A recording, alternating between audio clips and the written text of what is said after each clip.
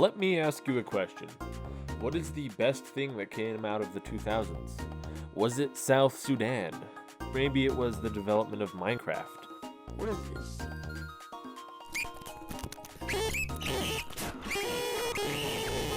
Was it the iPhone? Perhaps it was Linkin Park's In the End, or it might have just been Crazy Frog. Well, of course, it's actually the beautiful and magnificent Kia Sportage, but that's another story for another day. For sake of this video, let's just say that it's Studio Monglobe's Samurai Champloo, written and directed by Big Papa Shinichiro Watanabe.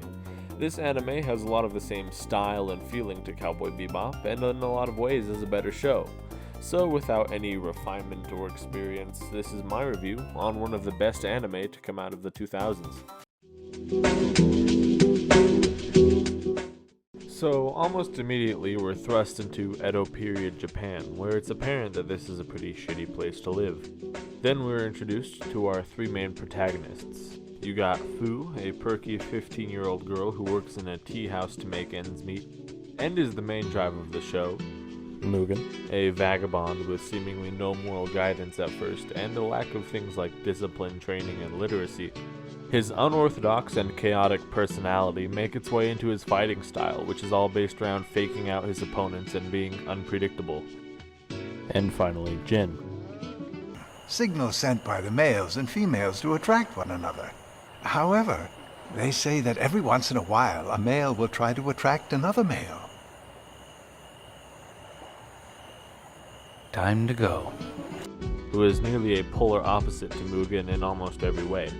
Jin is a formally trained samurai with a quiet and cool exterior and stoic personality. If you've ever watched anime before, then you know what kind of character Jin is. His personality also translates to him having a methodical and disciplined fighting style. The flow of the show is our three main dumb fricks travel around looking for the samurai who smells of sunflowers. Usually, our trio has these one-off encounters with some real weird people on their journey that makes each episode feel special, along with some spectacular fight scenes where it's really satisfying to see people get cut down. Over time, our characters share a bond with each other, and interactions between them are some of the best parts out of the whole show. Seeing our characters change but stay true to themselves is really satisfying. There's an episode where Mugen learns how to read. What's this one? That's rare. You dumbass! This one right here is nah! The way you can always tell that it's nah is that it's got this loop on the end, not the one with the swoop! The one that's got the swoop is the rare! How many times do I gotta explain it to you? It sucks! Talk about A+ character development. So the show is certified full chub material.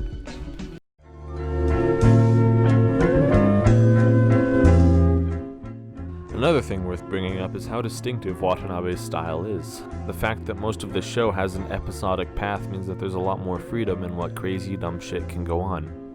When thinking about creative storytelling in the show, I look back at this one episode that starts with this old-ass man about to retire, reminiscing about his days working at a city gate, and it turns out that he's thinking back to what's actually going on in the story.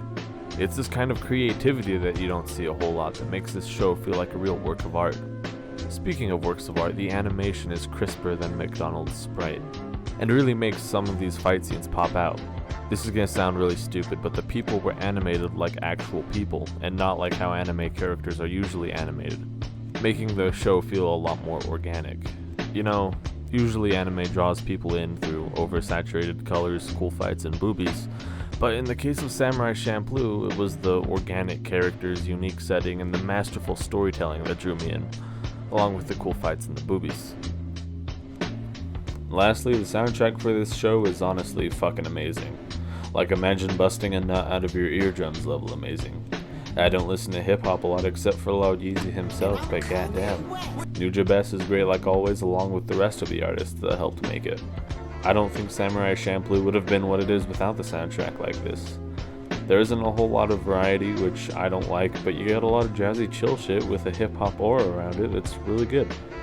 It also really supports how a show that takes place in the 19th century, in a country I don't give two shits about, feels surprisingly modern. And as an added bonus, I actually learned a thing or two about Japanese history, Which is great if you ate lead paint and sniffed glue like I did as a kid, and now your brain is left flaccid and mushy like Play-Doh or Margaret Thatcher. Well, that's about all I can say about that. If you made it this far, then I'd like to say a few things. First, I am sorry. Second, this was my first video, so if you liked what you saw, maybe hit the buttons people talk about. And if you didn't, then go frick yourself. I'm Suro, and this has been my video on an anime you really should give a watch. Cheers.